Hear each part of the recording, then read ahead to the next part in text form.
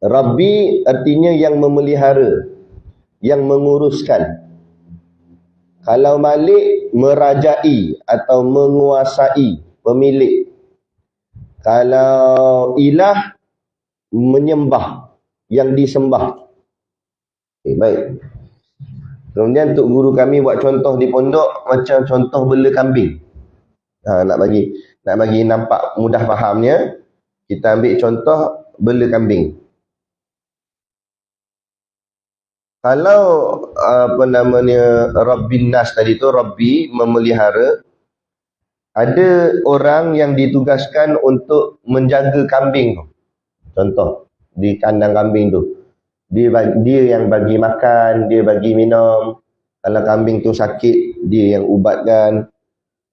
Tu semua itu kerja yang dimaksudkan dengan perkataan Rabbi tu, yang memelihara dan mentadbirkan. Macam kita ni, siapa yang jaga kita? Allah lah. Jaga rezeki kita, makan minum kita, sihat tubuh badan kita. Itu semuanya Allah yang dinamakan sebagai Rabbi, Tuhan yang memelihara dan mentadbirkan. Baik. Yang kedua, Malik. Malik ni pemilik atau raja yang menguasai, dia berkuasa. Malik, kalau dalam contoh cerita kambing tadi, Malik tu artinya tuan kambing. Kalau dalam cerita kambing tadi, boleh jadi tuan kambing orang lain, yang jaga kambing orang lain. Boleh jadi yang jaga kambing tu pekerjanya, yang pemiliknya tuan dia. Contoh macam kami di pondok, kami ada bela kambing. Yang jaga kambing tu pelajar pondok. Tapi tuan kepada kambing siapa dia? Tu guru Siddiq Noh lah. Dia punya kambing. Tu. Okey. Boleh tak boleh tuan ni dia nak buat sukati atas kambing ni? Masuk kandang, dia terajang kepala kambing.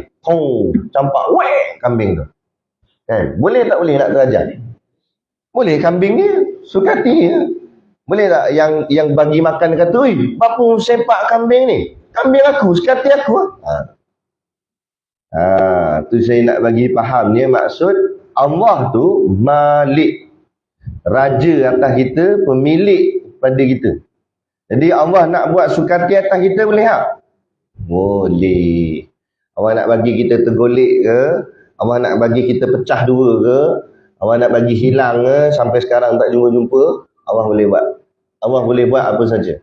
Allah boleh pilih orang ni nak jadi baik, orang ni nak jadi jahat, orang ni sukati Allah. Gitu. Semuanya atas ketentuan Allah. Kerana Allah itu Malik. Contoh macam kita beli ikan, 3 ekor ikan, kita beli kat pasar. Ikan pertama kita buat masak kicap. Tak sedap. Ikan pertama kita buat masak sambal. Ikan kedua kita buat bakar. Ikan tiga buat apa? Buat sup. Buat sup pula. Okey, boleh lah. Sedap ni sebut makan ni. Jadi ikan yang kena bakar komplain. Apa sah aku kena bakar? Kenapa aku tak masak sambal macam ni? Warna merah cantik sikit. Aku ni hitam kena bakar. Lepas tu ikan yang kena masak sambal pula komplain. Asal aku kena masak sambal pedas. Kan? Kenapa tak masak sup? Duduk dalam air kan sedap sikit. Boleh tak ikan tu komplain? Kalau kita tengah masak tadi, ikan tu komplain, kita buat apa? Lari. Kita ambil ikan, kita empuk. Kita kata, sukati aku lah. Hang tu aku punya. Aku nak bakar ke, aku nak masak sambal ke, aku nak masak kicap ke, aku nak buat sup ke, aku nak bagi kucing makan ke, aku nak buang terus. Dia pergi kedai, dia beli ikan. Okey, bagi 1/2 kilo, cakap dengan tokek. Tokek pun dah timbang-timbang, bodang plastik siap. Berapa? RM13.5. Dia pun bayar. Lepas dia bayar, dia akad, okey saya beli ya. Tokek kedai pun kata saya jual. Dia ambil ikan tu, baling tu. Nak campak ada dalam tong sampah. Tokek kedai kata, "Hui, kenapa hampir buang ikan tu?" Dia kata, "Sukati aku ikan aku." Nampak? Betul tak? Dia orang tu boleh marah tak dia? Kenapa pergi buang ikan? Sukati aku dah bayar. Tu ikan aku punya. Aku nak buat apa atas dia pun boleh. Aku nak pijak dia ke, Aku nak buang dalam tu sampah ke, aku nak bakar ke, kati. Sebab dia pemilik. Tu kena faham situ. Berarti Allah nak buat atas kita ni, nak buat apa pun. Lepas tu kita tak boleh nak petikan. Kan? Ikut atas Allah. Jangan komplain ni. Kenapalah aku sakit? Orang lain tak sakit pun.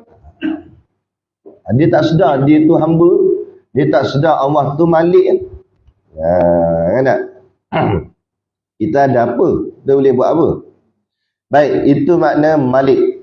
Kalau cerita kambing, cerita ikan tadi tu. Baik. Apa pula makna ilah? Yang disembah. Okey, balik pada cerita kambing tadi. Yang bagi makan orang lain. Yang tuan dia orang lain. Kemudian pula tiba-tiba ada dengar kata Sultan Perak nak datang dekat kandang kambing kita. Dia nak merasmikan kandang kambing itu tu. Uish, dengar Sultan nak datang, takkan buat lebih kurang. Raja. Kan? Kita pun dalam banyak-banyak kambing tu, kita akan pilih kambing yang terbaik untuk nak dipersembahkan kepada raja. Betul tak? Kita akan pilih kambing yang paling handsome, paling comel, paling merdu. Sedap suara dia. Paling elok, paling gemuk. Yang tu kita akan sembelih ataupun kita persembahkan kepada sultan. Itu maksud ilah. Kita buat apa ni semua, ibadat, sembahyang, perjuangan, jihad, mengaji, semua ni kita nak tunjuk pada siapa? Kita nak tunjuk pada Allah. Itu maksud mempersembahkan kepada Allah. Tu panggil sembahyang. Sebab kita nak sembahkan pada Allah. Jadi layak ke tak layak kita sembahyang tak pakai baju? Dari segi hukum fiqh memanglah tak salah, sebab dia masih lagi menutup aurat bagi lelaki lah, bukan perempuan. Untuk pakai kain melekat saja. Sembahyang kat masjid bukan main ni. Tahu dengan kopiah yang dengan kayu sugi. Kan? Mayang masjid siap dengan wangi lagi. Mayang kat rumah kilas-kilas kain melekat itu. Baju tak pakai. Itu pun kilas dia lebih kurang lah.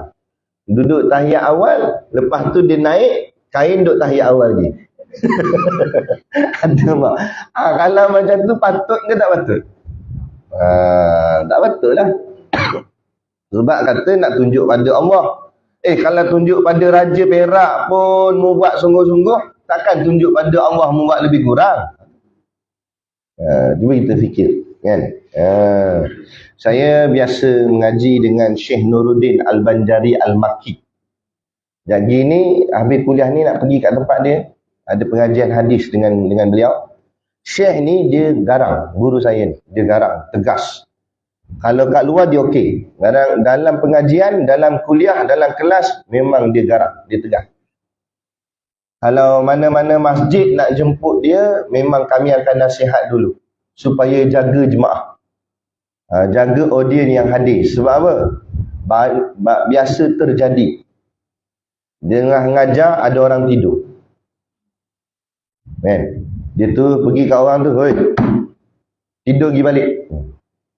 Direct dia tak ada cover-covernya. Kan?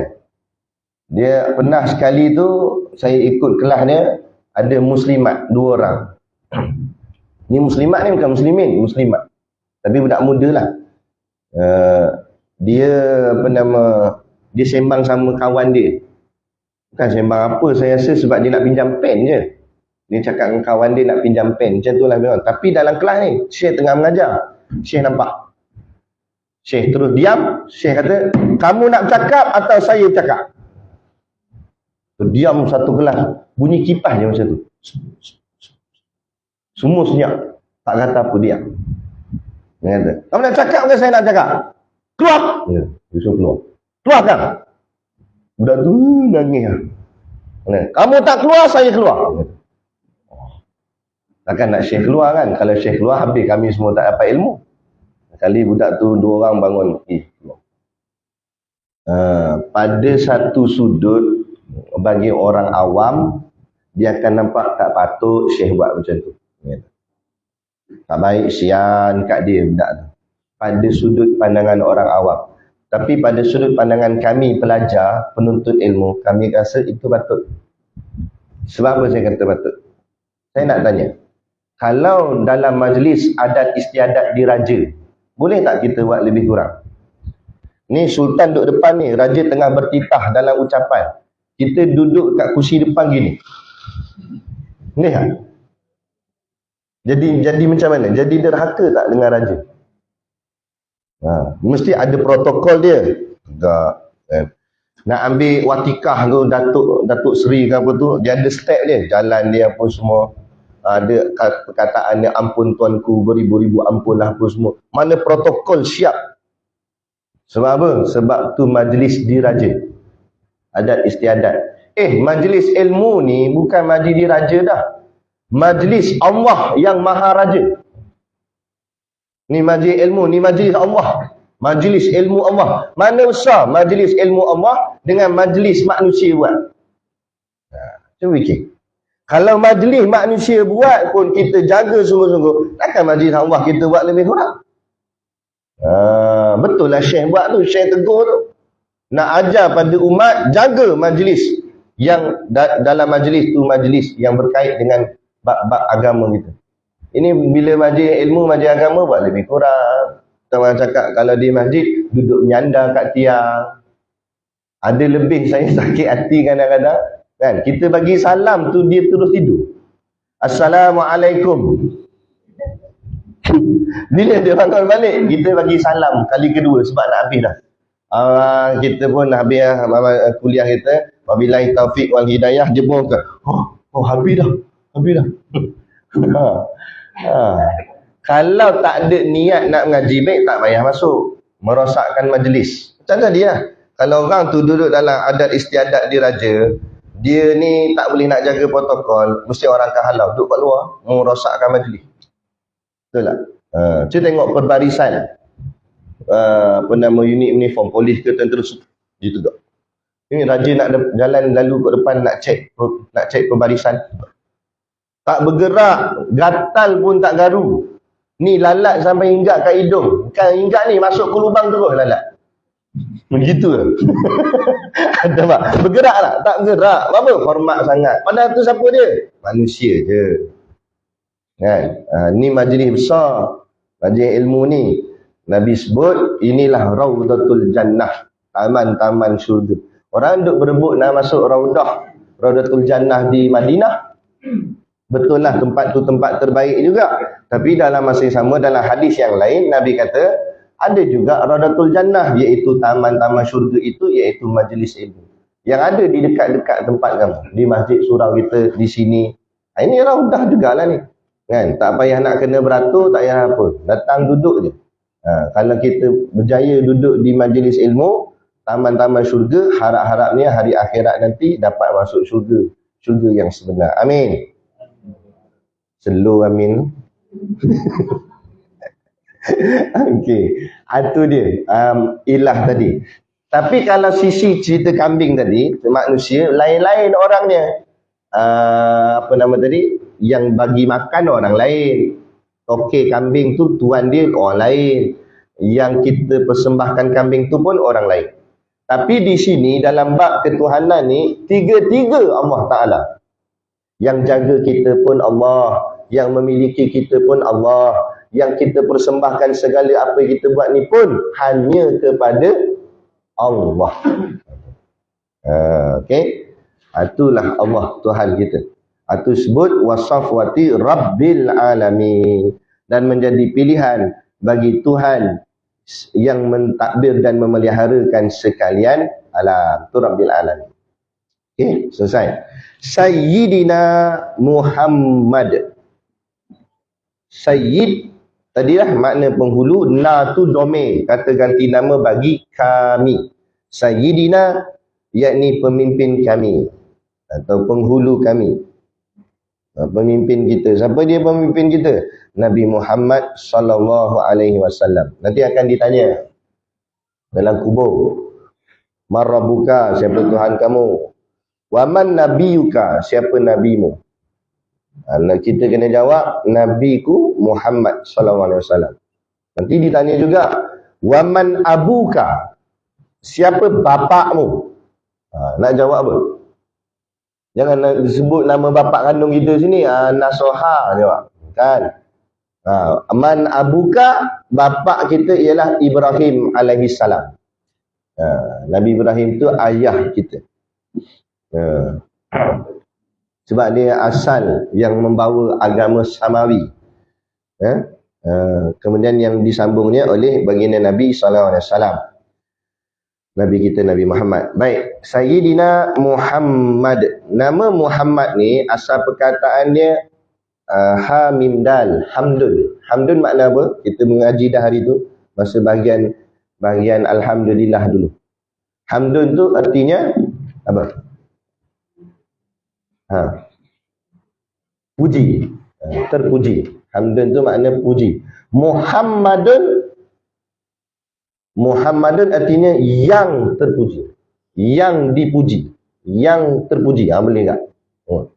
Jadi nama Muhammad tu sendiri sudah menunjukkan kehebatan pada orangnya, yang terpuji. Lepas tu ada orang kata tak boleh kita puji lebih-lebih Nabi Muhammad ni. Kok mana? Boleh. Dua benda boleh kita taksub, iaitu Allah dan Rasulullah. Lain daripada itu tak boleh taksub. Nak taksub dengan saya tak boleh, nak taksub dengan tok guru tak boleh. Sebab apa? Sebab kami semua masih lagi terdedah dengan dosa. Baik mana pun tok guru tu, ulama tu, dia tetap tidak maksum. Dia tetap ada salah dan silap. Dia tetap ada dosa. Jangan terlampau taksub. Hui, kita kena ikut dia, dia tak pernah salah, dia tak pernah tak betul. Tak boleh. Sebab tu dalam bab perkataan ulama mesti kita kena rujuk ijma'. Apa ijma'? Sekumpulan ulama. Kalau 5-6 orang sepakat kata A, baru boleh dipakai. Kalau seorang je kata, tak boleh pakai lagi. Sebab apa? Sebab perkataan itu boleh jadi betul, boleh jadi tak betul. Tapi kalau sepakat mestilah kuat sikit sebab ramai kata benda yang sama. Tu kalau ulama. Tapi kalau Nabi tak payah kena kumpul banyak-banyak Nabi. Seorang Nabi sudah cukup kita kata apa yang Nabi kata semua betul. Sebab apa? Sebab itu Nabi. Pilihan Allah. Jadi nak taksub Allah dan Rasul tak apa. Sikit-sikit Allah, sikit-sikit Allah. Sikit-sikit Rasulullah, sikit-sikit Rasulullah. Ni kenapa hang pakai kopiah? Sebab Rasulullah pakai kopiah. Hang ni tak habis-habis Rasulullah, Nabi. Hang ni taksub tak, memang aku taksub dengan Nabi aku. Sebab dia Nabi aku. Hang ni sikit-sikit Allah, taksub tu memang dia Tuhan aku. Tu tak apa, tak ada masalah. Dua ni. Lain daripada dua ni tak boleh. Taksub pemimpin tak boleh. Kan? Dia bagus. Kan? Tak ada lagi aku jumpa Perdana Menteri macam dia. Tak boleh. Dia ada betul, dia ada salah tak? Time dia betul lah. Time dia salah, tetap salah. Kan? Bahagian menu rahmah betul lah. Bagi bahagian harga minyak tak betul tak? Ada ni, jangan terlampau taksub. Betul saja. Tak, ada betul. Ada salah. Kan? Sebab apa? Sebab dia manusia biasa. Adapun Nabi, jangan pula kata, Nabi kita pun kadang-kadang silap juga. Tak boleh cakap gitu. Tak boleh cakap gitu. Nabi tak ada dosa kesalahan. Habis yang nampak macam salah, contoh macam mana nampak macam salah? Nabi sembahyang asar. Nabi buat 2 rakaat Assalamualaikum. Patutnya tu tahiyat awal. Tapi Nabi bagi salam. Assalamualaikum warahmatullahi. Sahabat belakang tanya, ya Rasulullah, qasar atau tamam? Kita ni sembahyang pendek ke sembahyang penuh? Nabi kata tamam. Sahabat kata kita baru buat 2 ya Rasulullah. Nabi pun terus bangun, sambung lagi 2. Allahu Akbar, sambung balik masuk dalam sembahyang. Jadi orang kata tu Nabi pun silap juga rakaat. Ulama jawab, tu bukan silap, itu mengajar umat. Tu namanya mengajar umat. Sebab Nabi ni uswatun hasanah, contoh ikutan. Jadi Nabi nak ajar, kalau kalian tersilap rakaat, macam mana nak buat? Macam ni cara dia. Jadi ilmu.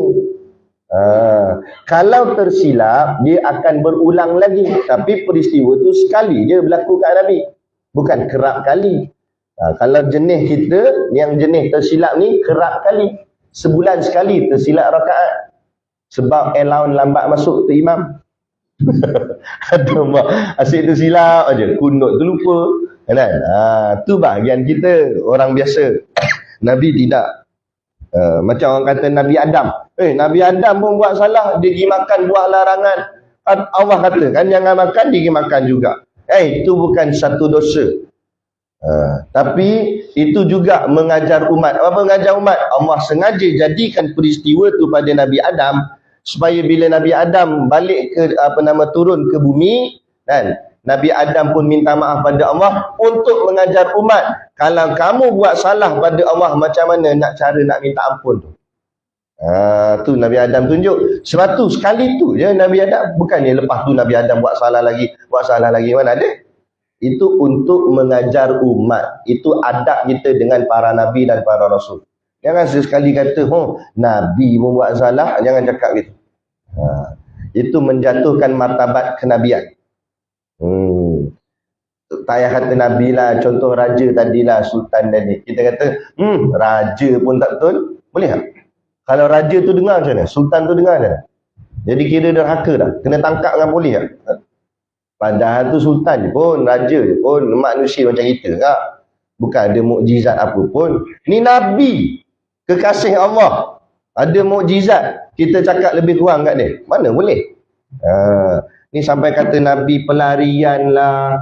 Ini semua menjatuhkan martabat kenabian dan kerasulan. Ini adalah satu dosa cakap gitu. Kan? Kalau cakap dia main-main untuk persenda-sendakan Nabi, boleh jatuh kafir akan dia. Itu berat. Itu nama Nabi kita Muhammad yang terpuji. Jadi bubuh nama anak, nama cucu, bubuh nama Muhammad. Kalau di London sekarang ni tercatat dalam artikel, nama Muhammad semakin meningkat. Lepas tu akhir zaman ni, negara kafir semakin nak jadi Islam. Negara Islam pula semakin nak jadi kafir. Tunggu. Yang terbaru joget. Di dalam negara kita, orang perempuan joget. Kan? Tak reti malu. Perempuan joget depan khalayak ramai. Joget. Yang saya pelik tu, orang keliling pun support. Tepuk tangan, support lagi. Patut seorang tegur lah. Janganlah buat macam ni. Tak, semua pun sonok, sokong. Gila-gila punya zaman. Ini semua mengundang bala Allah. Kan tak? Gila-gila. Ada satu tu, dia buat jualan air. Siapa joget depan kedai dia, nanti dia bagi air free. Sebabkan nak air free, sanggup joget orang perempuan. Bukan laki, perempuan joget. Ada satu tu makcik lah. Tak pangkat nenek lah, bawa cucu. Cucu sampai tarik tangan nenek dia. Dia dah lah. Nek, dia tepih tangan cucu dia. Sambung joget. Cucu malu. Ni gila be. Inilah zaman setan pun. Macam kita biasa kita dengar mahasiswa-mahasiswi kita lepas habis graduate tak ada kerja kan, menganggur. Ni bukan sakat mahasiswa menganggur, setan pun menganggur. Mana ni zaman? Apa? Setan kata aku pun tak ada kerja. Dia pun semua buat kerja aku. Sampai dia tanya kerja. Setan kata ni lebih setan daripada setan lagi. Setan pun tak berani macam tu sampai tahap tu. Betul tak? Baca dalam hadis. Nabi kata setan akan lari terkentut-kentut bila mendengar azan dikumandangkan. Takutnya dengan nama Allah, lari dia. Kan? Lari dia, setan. Tapi ada tak manusia tak lari dengan azan Allah? Allahu Akbar, Allahu Akbar, azan subuh. Kan? Setan kata, mat, lari ya mat, jom lah mat. Setan ni kawan dia. Kan? Kata dia ajak lari sekali. Mak kata relax atan, azan je pun, dia pun tarik selimut. Setan kata, hui, ni siapa setan? Hang aku. Setan pun takut, hang tak takut. Dahsyat. Tu. Betul lah dalam kitab Bidayatul Talibin, kata Tuan Husin Kedah, ada kala manusia akan jadi lebih baik daripada malaikat. Dan ada kala manusia akan jadi lebih jahat daripada setan. Sebab sejahat-jahat setan mengaku Allah tu Tuhan. Setan tak pernah tak mengaku Allah Tuhan. Dia tahu Allah tu Tuhan ni. Dia takut dengan nama Allah. Sebab tu kalau orang kena rasuk setan ke apa kan, kena sihir ke apa, ruqyah kita akan azan. Kita baca ayat Quran, kita sebut nama Allah. Dia takut tak? Takut setan tu. Lari dia. Tapi cuba orang tengah berjoget dekat kelab malam tu, kita pun Allahu Akbar, Allahu Akbar, kita kena campak. Bukan dia yang lari, kita kena lari.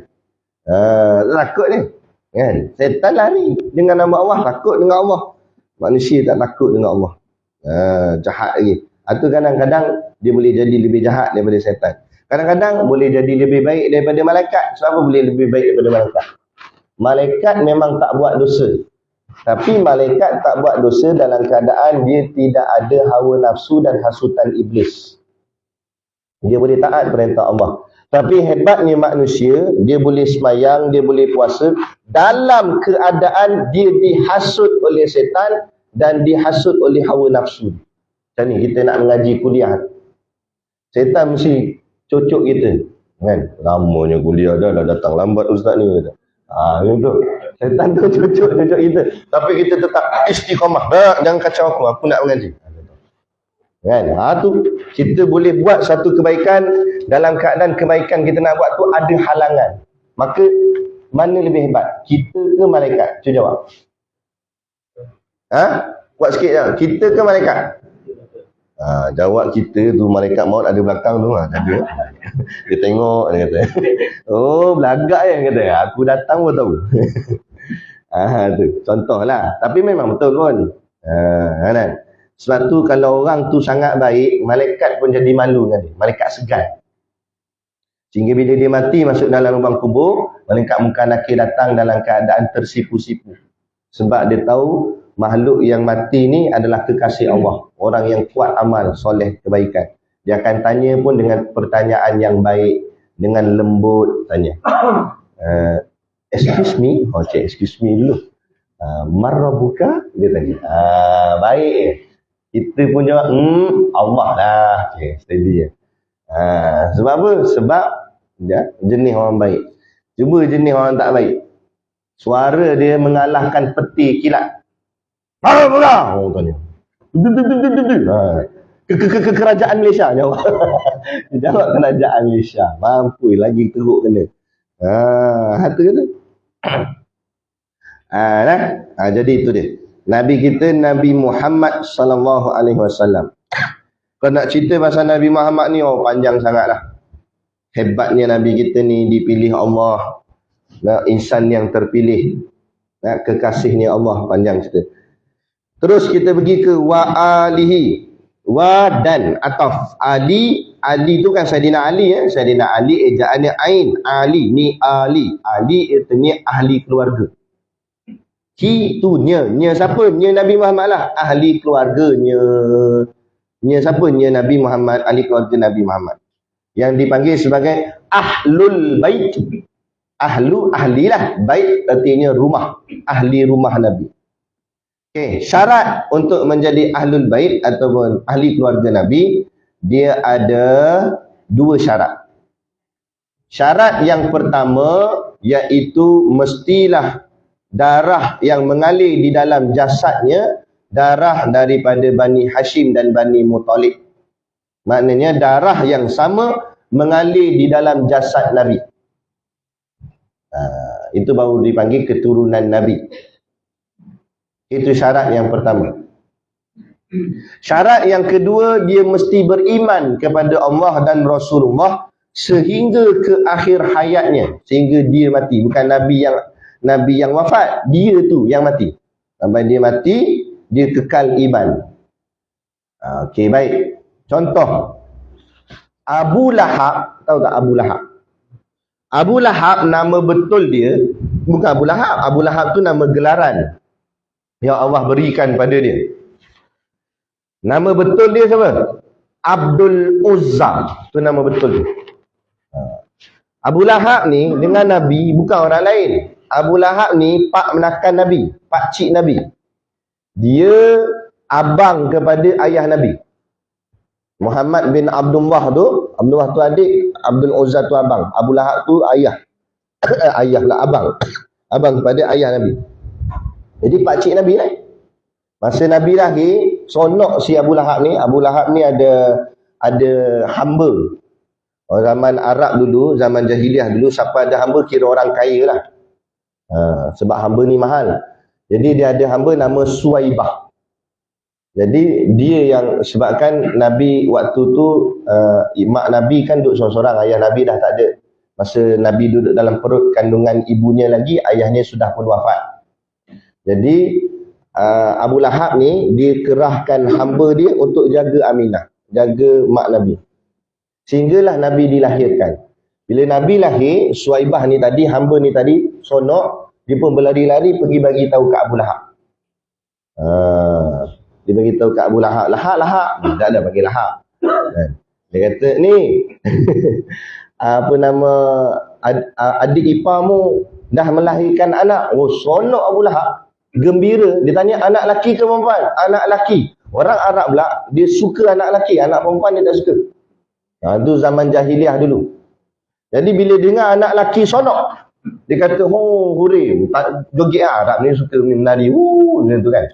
Lepas tu dia kerahkan suruh sembelih unta. Kita sambut maulid sembelih lembu kan. Abu Lahab lagi dahsyat, unta terus. Sembelih unta, sonok sebab Nabi lahir. Sonok dia. Ditimang-timangnya Nabi apa semua. Kan? Sonok si Abu Lahab ni. Tapi bila Nabi dah besar, Nabi dah dewasa, Nabi bawa Islam, dia adalah antara orang yang paling kuat lawan Nabi. Maka walaupun darahnya darah keturunan Nabi, dia ahli keluarga Nabi, tetapi sebabkan dia tak beriman kepada Allah dan Rasul, maka dia adalah kafir, maka terkeluar daripada ahli keluarga Nabi. Maka Abu Lahab tidak disebut sebagai ahlul bait.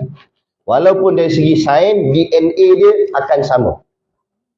Tetapi dari sisi agama, dia terkeluar daripada ahli keluarga Nabi. Begitu. Jadi sampailah kepada zaman kita hari ini, cucu cicit Rasulullah tu ada keturunannya tu. Datang daripada jalur anak Nabi yang bernama Fatimah. Sebab anak lelaki Nabi semuanya meninggal. Yang kekal hidup Fatimah sahaja. Kemudian Fatimah kahwin dengan siapa? Saidina Ali. Dapat lahir siapa anak cucu Nabi siapa?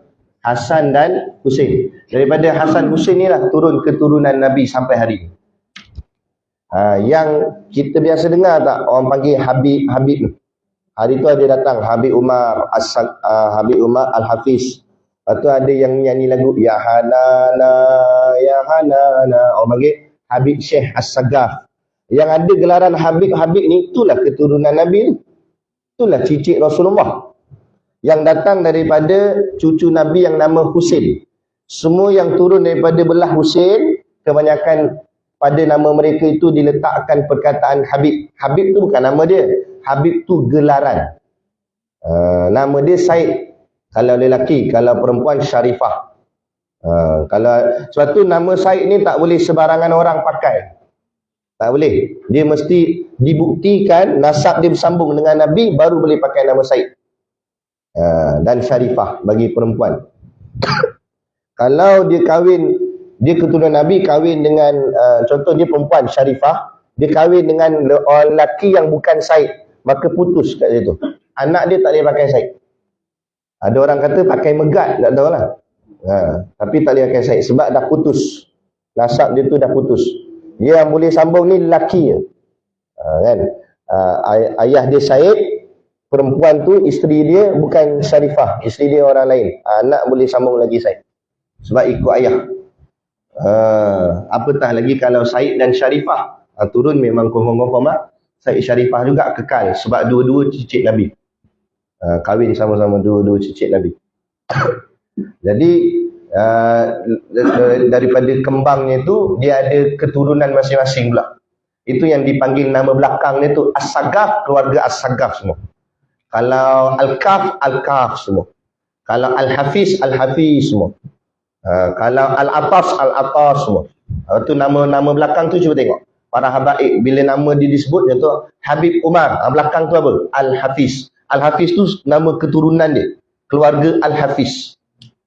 Kalau anak dia pun nanti Al-Hafiz juga. Cucu dia pun Al-Hafiz juga. Semua belakang. Kalau As-Sagaf, As-Sagaf semua.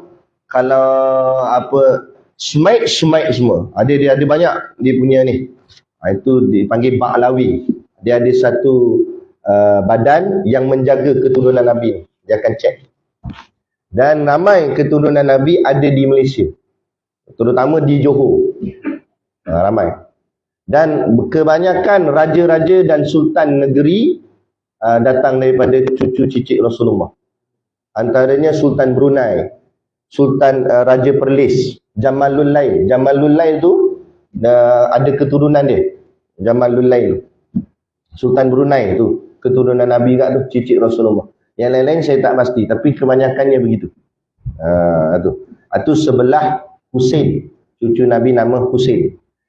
Kalau sebelah Hasan, kalau sebelah Husain ni dia banyak duduk di Yaman, kota Tarim, Yaman. Kalau sebelah Hasan pula dia banyak duduk di Morocco, Maghribi. Yang tu dia akan pakai nama belakang dia Al-Hasani.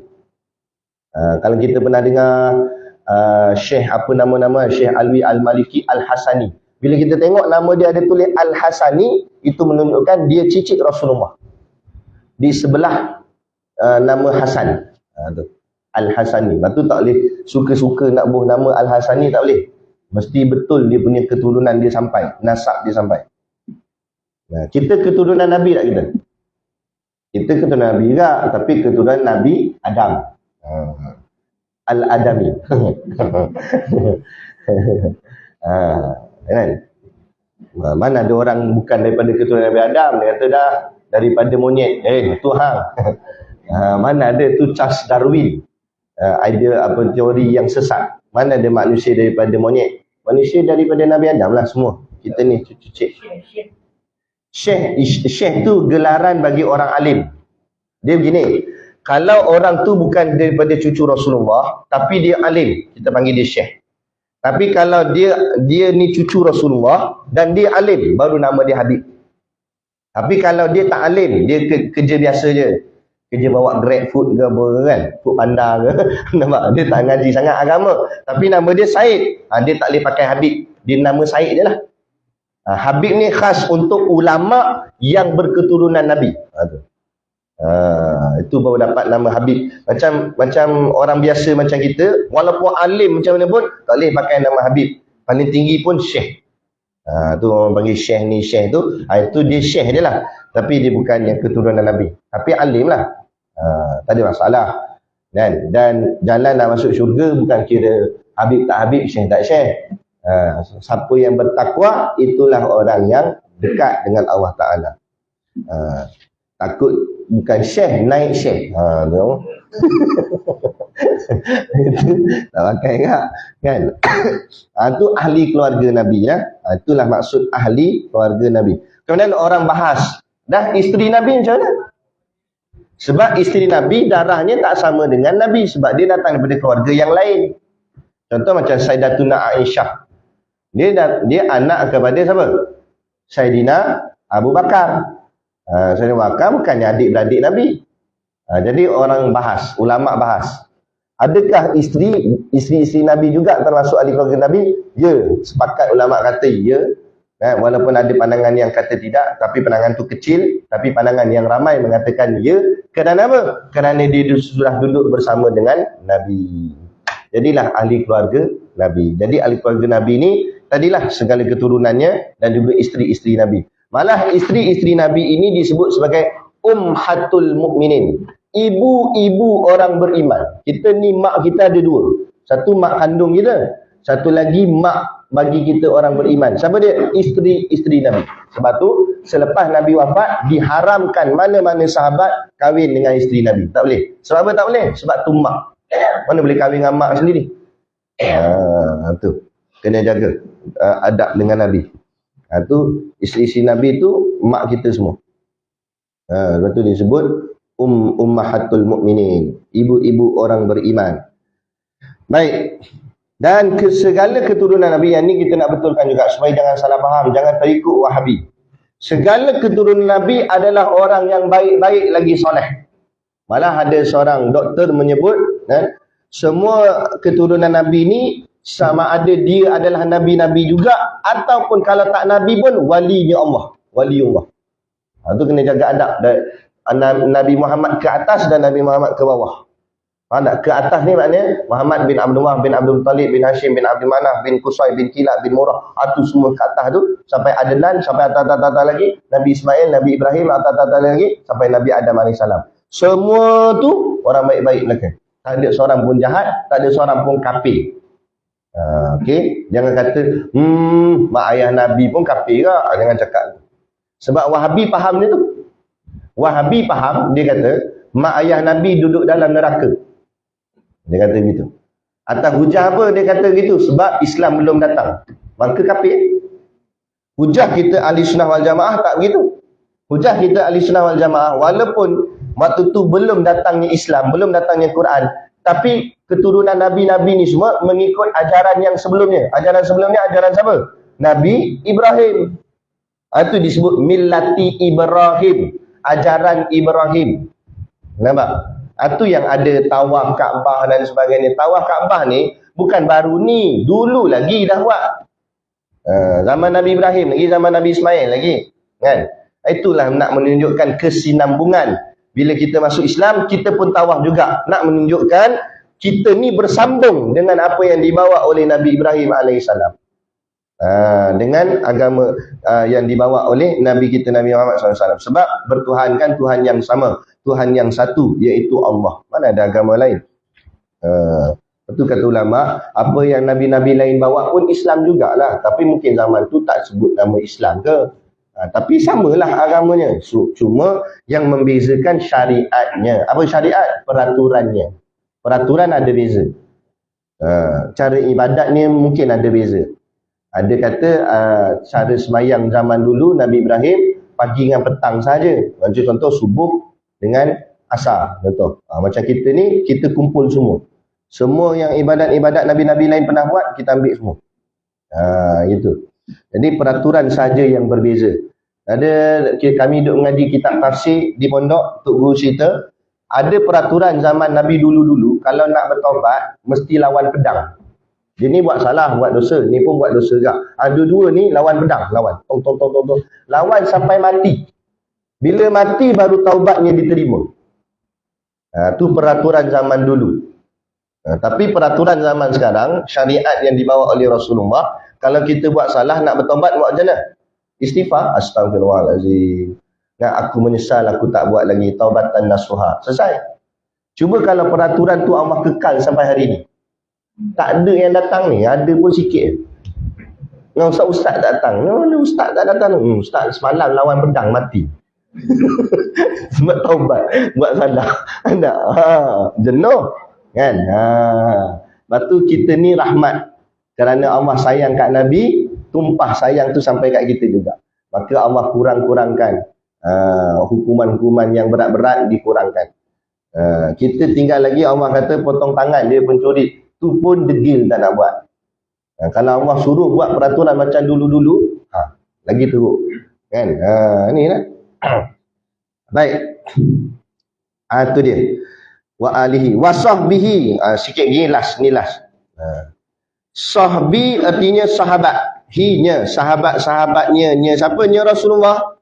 Ajma'in maknanya kesemuanya. Berapa bilangan sahabat Nabi? Dalam satu riwayat dalam kitab sebut, ulama kata bilangan sahabat Nabi seramai 124,000 orang. Okey, siapa yang boleh digelar akan sahabat Nabi? Siapa dia sahabat Nabi ni? Sahabat Nabi dia tak ikut umur. Dia janji, syarat dia ada 3. Yang pertama, dia mesti hidup di zaman Nabi. Maksud hidup zaman Nabi itu setelah Nabi dilantik menjadi Nabi. Nabi lantik jadi Nabi umur berapa? Nabi lantik jadi Nabi umur 40. Nabi dia lantik jadi Rasul?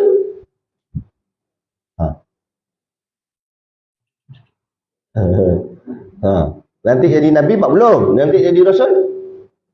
40 tu jugalah. Saja dia nak trik. 40 tu juga. Bila Nabi dilantik jadi Nabi, terus dilantik menjadi Rasul.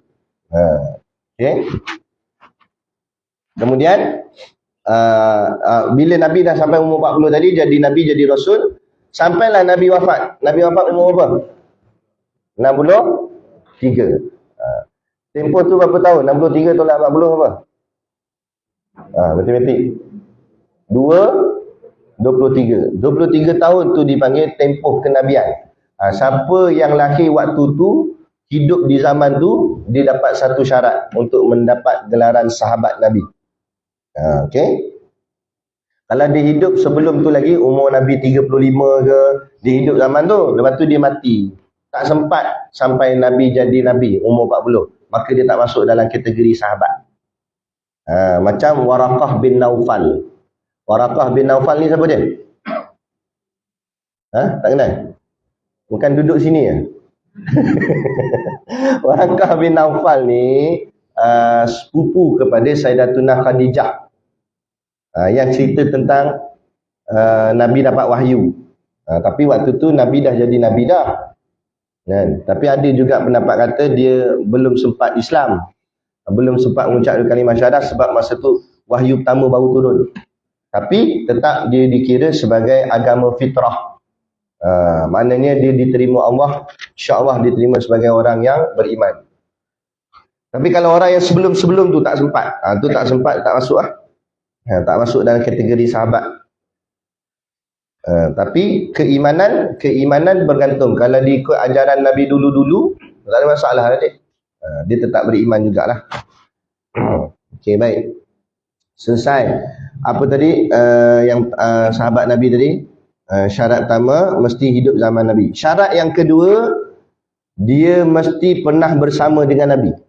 Maksud bersama di sini dalam apa-apa majlis. Contoh Nabi tengah buat kuliah, dia pun duduk dengan kuliah. Atau Nabi buat makan-makan, dia pun ada sekali dalam majlis makan-makan tu. Nabi pergi ke medan jihad perang, dia pun terlibat dalam perang tu. Mana dia pernah duduk dengan Nabi. Itu syarat yang kedua.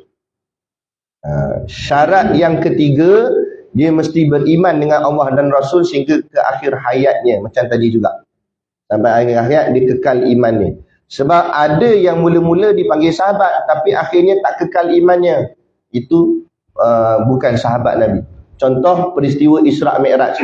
Ada di kalangan orang Arab masa tu dah beriman dengan Nabi dah. Sampai peristiwa Isra' Mi'raj, bila Nabi cerita, mereka tak percaya. Pelik lah kata.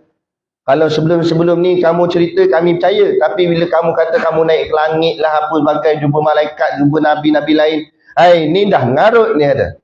Kami tak percaya. Tak percaya, dia keluar daripada Islam, murtad. Maka diorang ni tak dipanggil sebagai sahabat. Walaupun mula-mula beriman, tapi akhirnya tak percaya Nabi, keluar imannya, maka terkeluar juga dalam senarai sahabat-sahabat Nabi. Itu tak masuk. Contoh. Ataupun balik-balik ni, tak payah balik lah, duduk dengar kuliah ni, khusyuk dengar terlelap. Contoh. Dalam lelap tu mimpi Nabi. Mimpi datang. Nabi datang dalam mimpi. Nabi kata, lelap apa dalam kuliah ni? Nabi tegur. Dia pun tersedar. Adakah dia jadi sahabat Nabi? Sebab apa tak jadi? Dia tak hidup di zaman Nabi. Walaupun dia jumpa Nabi. Jumpa Nabi tu mesti hidup di zaman Nabi. Ni bukan zaman Nabi. Nabi dah tak ada.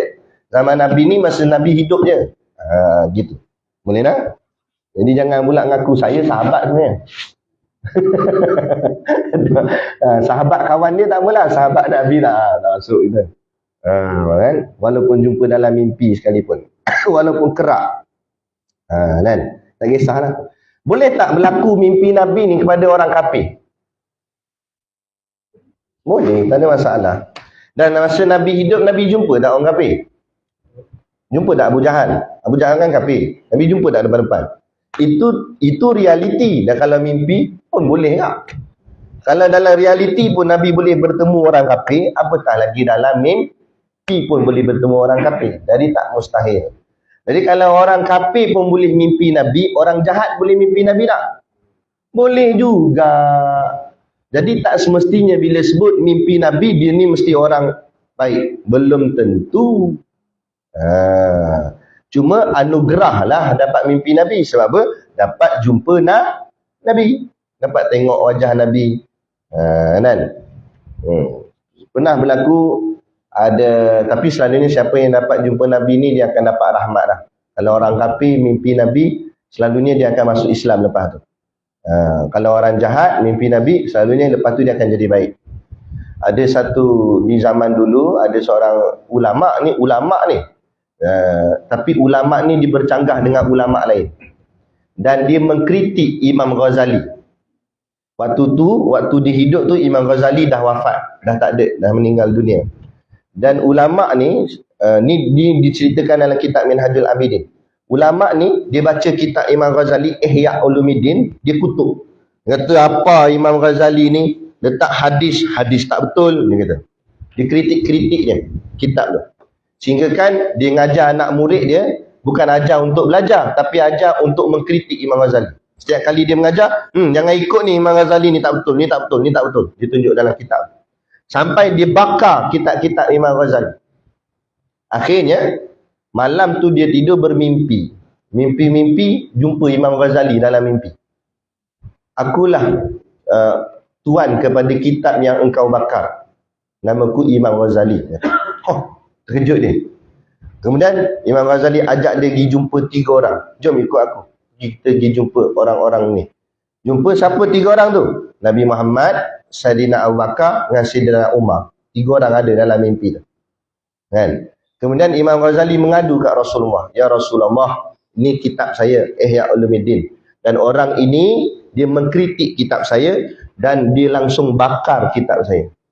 Seandainya kalau apa yang saya tulis ni salah, saya sedia menerima hukuman, kata Imam Ghazali pada Rasulullah. Tapi kalau seandainya apa yang saya tulis ni betul, maka hukumlah atas dia, kerana dia telah mengkritik kan kitab saya.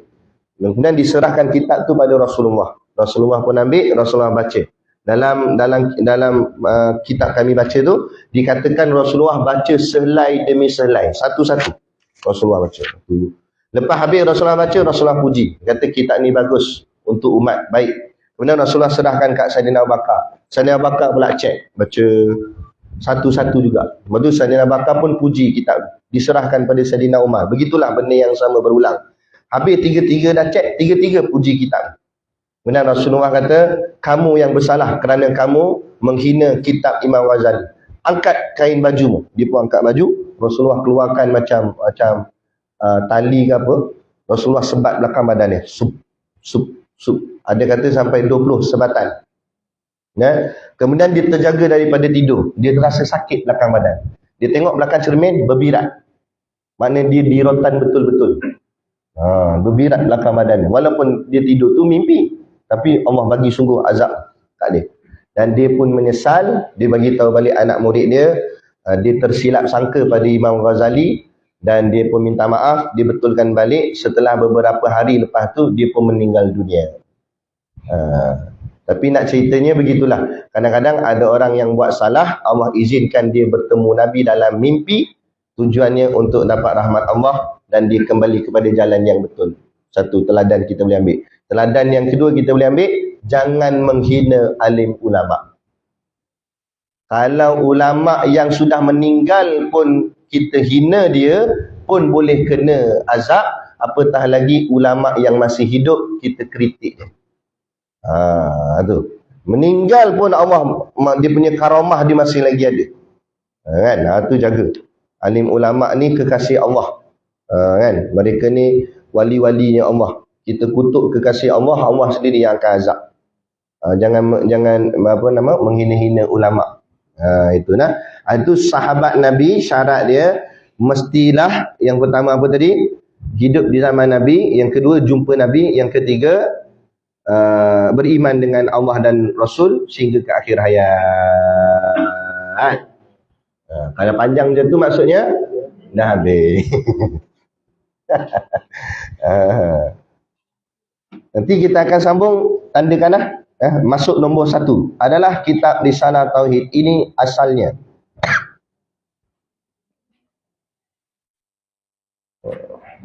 Sebelum saya tutup majlis, saya nak kongsikan dekat bawah sana tu ada jualan niaga untuk menampung sekolah pondok dan tahfiz kami. Mana kita ada pamphlet ni, nanti kat bawah boleh tengok. Boleh ambil seorang satu pun tak apa. Pamphlet ni package umrah yang saya akan pergi pada bulan 9, 25 September, yang kami namakan Umrah Maulid Nabi. Sebab Maulid Nabi jatuh pada 28 bulan 9. Kami terbang 25. Jadi kita nak sambut maulid di sana. Dekat dengan jasad baginda Nabi SAW. Biasa kita maulid kat sini je. Ni maulid dekat dengan Nabi. Nak sambut birthday Nabi. Okay. Jadi bolehlah tengok pamphlet tu nanti kalau berminat. Bolehlah hubungi nombor yang ada tertulis kat pamphlet ni. Atau nak tanya-tanya dulu pun boleh. Nak tanya macam mana pembayaran ke apa semua, atau boleh rujuk situlah. Boleh tengok. Nanti boleh ambil pamphlet ni. Kalau dia tak pergi pun, dia boleh sebarkan kat orang lain. Tahu dapat manfaatnya bersama, insya-Allah. Jadi cukup sekadar tu pertemuan kita pada pagi ini yang dapat kita kongsi dan sampaikan. Moga-moga memberi manfaat kepada kita bersama. Kalau tak banyak pun, sikit pun jadilah, insya-Allah. Jadi cukup sekadar tu. Wabillahi taufiq wal hidayah. Wassalamualaikum warahmatullahi wabarakatuh. A'udzu billahi minasyaitonir rajim. Bismillahirrahmanirrahim. Alhamdulillahirabbil alamin. Wassalatu wassalamu ala asyrafil anbiya'i wal mursalin wa ala alihi wa sahbihi ajmain. Allahumma taqabbal minna salatana wa du'aana innaka antas samiul alim wa tub alaina innaka antat tawwabur rahim. Allahumma ja'al dinana dinan nabi Muhammadin sallallahu alaihi wasallam wa islamana islamal muslimin wa imanana imanal mu'minin wa salatana salatal khashiin wa a'malana a'malnas salihin wa niyatana niyatal mukhlisin wa dhunubana ya Allah dhunubal mustaghfirin wa hayatana hayatal ulama wa mautana bimautis syuhada wa adkhilnal jannata ma'al anbiya'i alaihimus salatu wassalam. Rabbana atina fid dunya hasanah wa fil akhirati hasanah wa qina adzabannar wa qina adzabannar wa qina adzabannar. Wa sallallahu ala khairi khalqihi sayyidina Muhammadin wa ala alihi wa sahbihi wa sallam. Subhana rabbika rabbil izzati amma yasifun wa salamun alal mursalin walhamdulillahi rabbil alamin. Amin ya rabbal alamin. Taqabbalallahu minna wa minkum. Takbir.